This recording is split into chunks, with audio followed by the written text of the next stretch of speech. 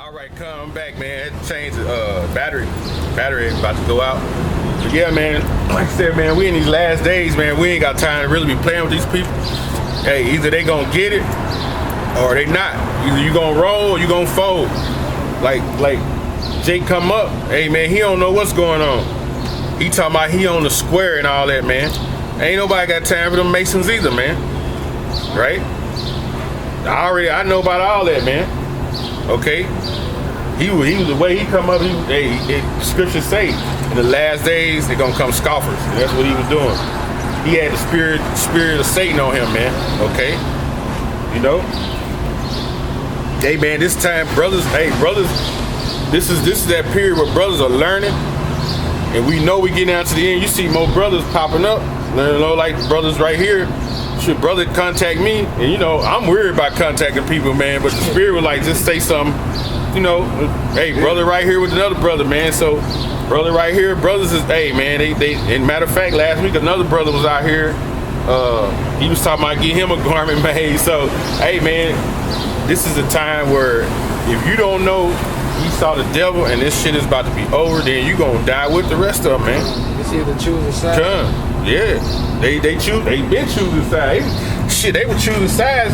Shit, when they went to church. When they went to church, they chose the side, man. Christianity. Hey, then the men come out preaching. It's like shit. They be, you know, looking like, oh shit, that shit. Okay, all right. I don't know what else to tell you. Hey man, this thing. Hey, you gotta remember. You come like right now, brothers who come across videos now, and they be like, man, that's it.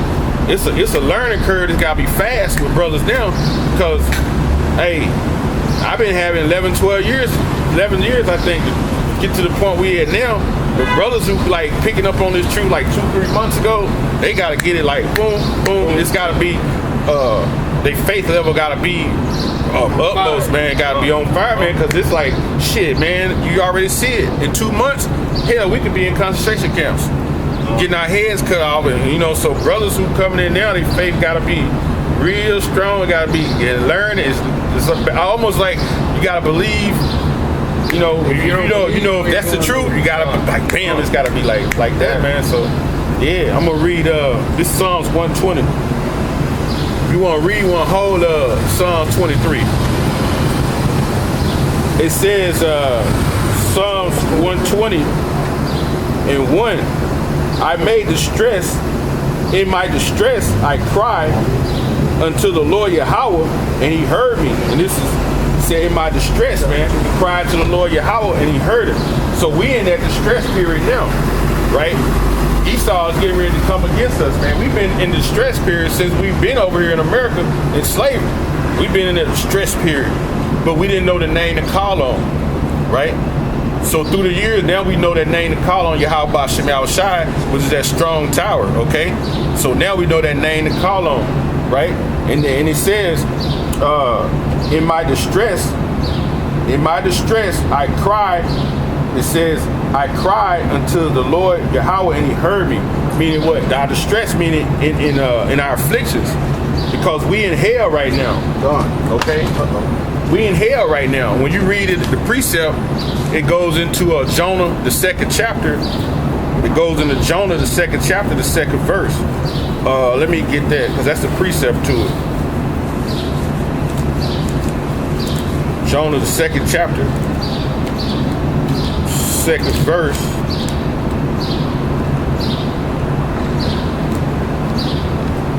It says, Jonah 2 and 2. It says, and said, I cried by reason of mine affliction unto the Lord Yahweh B'Shem Yahushai. So when he said in the Psalms, in my distress I cried unto the Lord, and he heard me. We're crying because of these afflictions we go through. You know, being the last hire, the first fire, you know what I mean? These afflictions, man, every day we get up, we under these curses. Shit, we ain't, our cars and shit break down constantly.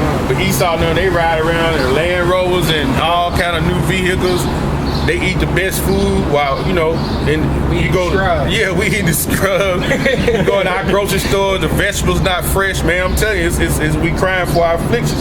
And it says, and he heard me out of the belly of hell. So we in hell, man. This is hell. This is Babylon, which we know it means babal. It means what? Confusion. So this is a hell, man. This is the pit, man. Right? And now we know we in that time where the Lord is finna raise us up out of this pit, right? Because it says right here in the book of Lamentations, the 4th chapter, Lamentations 4:21. Lamentations 4:21, and it says, "Rejoice and be glad, O daughter of Edom." Edom is Adawam, you Edomites, okay? "That dwellest in the land of Uz. The cup also shall pass unto thee." That cup is slavery. Inside that cup is anguish. Inside that cup is oppression, right? Inside that cup is hard times, man. It's all in that cup, man. A lot of crying, a lot of sobbing and sorrows in that cup, okay? And we going through it now.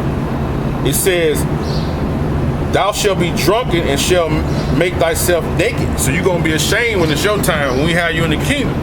You're going to be ashamed, right? You're going to remember the things you're going to remember the things you did. And it says, "The punishment of thine iniquity is accomplished, O daughter of Zion." And Zion is what? That's Israel, okay? The Negro, Latinos, and Native Americans. That name is synonymous with Israel, okay?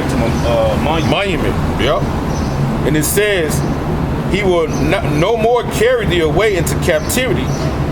He will visit thine iniquity, O daughter of Edom. He will discover your sins." So the Lord, what he's doing, he's lifting up the skirt. When you read it, Isaiah 47, and all the stuff that you've done in the dark is coming to light, okay? Everything you done, everything you doing is coming to light so fast. Even with the, look how fast that the Lord put the Spirit out here for us to decipher what the coronavirus was. It didn't take but like, what, 2 weeks? At the most, we was like, wait a minute, nah, it ain't that. It's something else. Yeah, you know. It was a distraction. Yeah, it's always a distraction. Because they trying to set up, they trying to get everything in play to these concentration camps and bring these martial law troops in. And they know, man, it's like they got to kill so many people because they want this humanity under 500 million. So we call it the FEMA camp. The FEMA gonna come in, and we know that the 5G towers is throwing out that radiation. So that radiation, what they do when you, like I said earlier, they make you fear. They bring a fear factor, and when you fear, your body takes a lot of energy. You got to go deal with that emotion. So your immune system is left open for that split second, and they know it. So if they keep you in a concentrated state of fear, then guess what? When they start shooting them damn radiation rays, it's gonna knock your ass over. Like I said earlier, I was telling the brother, hey, it's gonna be people laying dead in the street, man. We're finna start seeing people like this. It's zapping them, man. That's like being cooked with a microwave. As I was explaining earlier, your body got water. So what it's doing, those radiation is boiling the water in your body, and it explodes. That's how a microwave works. Anything with food you put in there, it's got water in it. That's why it heats up. Because you got to ask yourself, why does that plate that you put in the microwave blow up? That you put over the food? Because they ain't got no water in it. Sorry, Elder, you mind if I get this piece up? Filling the people's lungs up. This is the book of Revelations, chapter 12, verse 12. "Therefore rejoice, ye heavens, and ye that dwell in them." Rejoice, ye heavens, man. Who in the heavens? Yahweh Shai, the elect men who passed on, the angels. They're rejoicing because they know, matter of fact, they on the ship on their way back. Because that's what Esau saw about a month ago when they said the Navy picked up that ship that was bigger than 3 planets. So Yahweh Shai them on their way back. Okay, go ahead. "Woe to the inhabitants of the earth, Destruction to the people of the earth. Go ahead. and of the sea, for the devil has come down unto you." He come down unto you, right? "Having great wrath." Great wrath. Who is the devil? Right now, the so-called white man. He's playing that part. The spiritual demon Satan sits on the left-hand side of the Father, okay? And he using him as his counterpart to do the wickedness, man. Proverbs 16:4. You get Proverbs 16:4 right quick. I'll show you.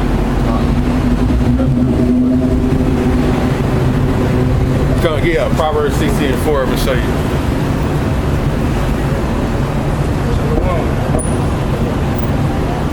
All right. This is the book of Proverbs, chapter 16, verse 4. "The Lord hath made all things for himself. even the wicked for the day of evil. See, he made all things for himself, even the wicked for the day of evil. So Esau is that wicked, right? That the earth was given to in Job 9:24. So the Lord made him for this day of evil. So he playing his part, you know. But he gonna play his part all the way up until a certain time, and then the Lord gonna knock him down. Get Job 20 and 20. I'll show you. Job 20 and 20. This is the book of Job, chapter 20, verse 20. And it says, surely he shall not feel quickness in his belly. He shall not save or that which he desires. Go back to 19. This is chapter 20 verse 19. This is the book of Job, chapter 20, verse 19. Because he hath oppressed and hath forsaken the poor, because he hath violently taken away an horse and house which he built not. Job 20. Go ahead. Yeah, go ahead. Keep going. This is Job chapter 20, verse 20. Yeah, keep going. Surely he shall not feel quietness in his belly. He shall not save of that which he desires. He's not saved with that which he desires, because he desires to have a new world order set up. Okay, go ahead. There shall none of his meat be left. Therefore shall no man look for his good. Go ahead. In the fullness of